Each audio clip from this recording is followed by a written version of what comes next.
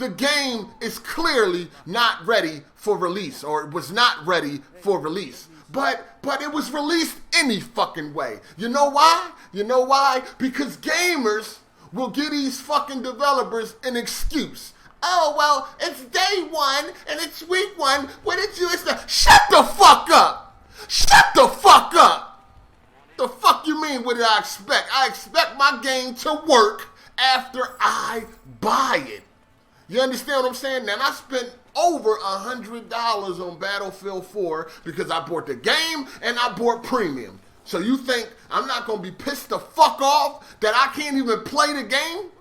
Huh? I'm supposed to accept it because it is day one or it is week one. What do you expect? What? When did we get so fucking soft where we can blatantly let developers release broken games and we just sit back and accept it because it's day one or week one or whatever like that? Same shit happened with Grand Theft Auto 5 multiplayer. And then when you say something about it, you got all these fucking fag boys, all these dummies talking about something, well, it's week one. God forbid a game doesn't work week one. What? I know it's been a month since I did a video. I've been going through things and personal things in my life, but at the end of the day, I realized I just got to deal with it and just move forward. But I am doing better now than what I did last month. I mean, I'm still going through my struggles, but I'm learning to move forward. So it is what it is. And before I get started with my little ether on 2K Fanboys, as you can see on the title, I want to give a shout out to Hard 8 Times of the first minute of the video, as you guys saw, and the video is pretty much of how gamers are pretty much defending broken games and how it should not be acceptable.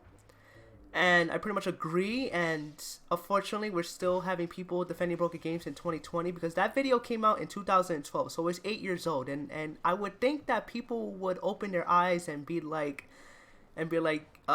broken games should not be released, but of course, you're going to have people defend the developers every single time. I don't get it. I don't know why, but it is what it is. So, I am sick and tired of hearing this same defense tactic as I constantly hear from these fanboys. I just feel like that they talk to each other and like they don't have anything else to say, so they use the same comment over and over again. They just regurgitate the same comments constantly.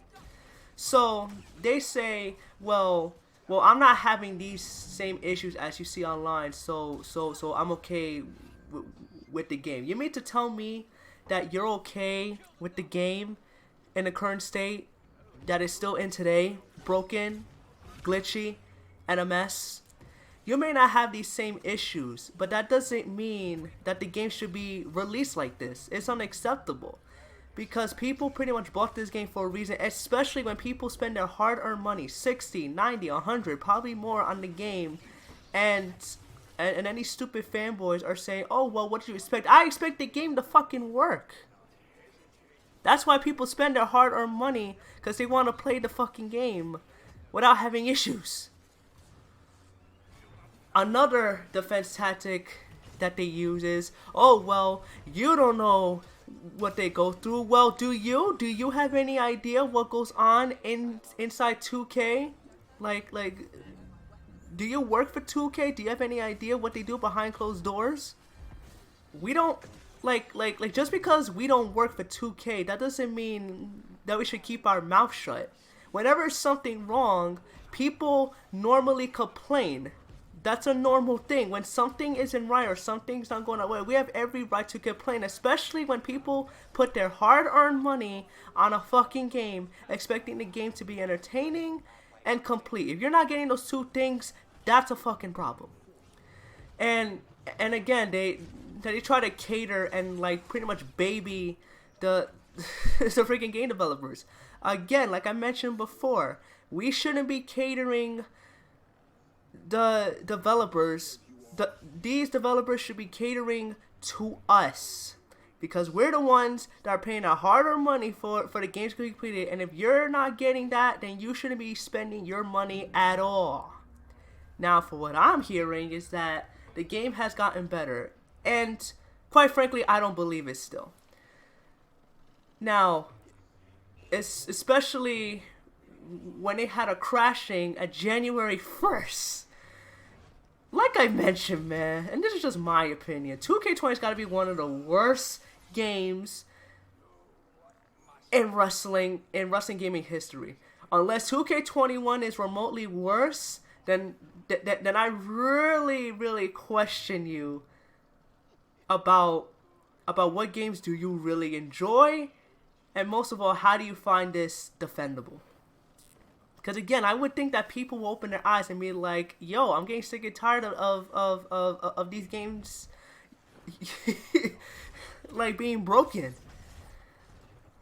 It's horrible. It's crazy, and like again, like it's no surprise because these fanboys they'll just cater to just everything, and it's ridiculous, and it's unacceptable. I have no idea why we still have fanboys in 2020. When will we realize, or excuse me, when would these fanboys realize that releasing broken games is wrong? When? Until something happens to them, who knows? But at the end of the day, I find it unacceptable.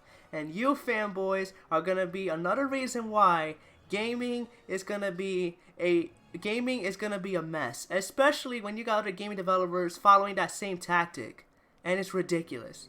That's why you need to hit them when they're hurt the most, and it's their fucking wallet. Fuck you, fanboys.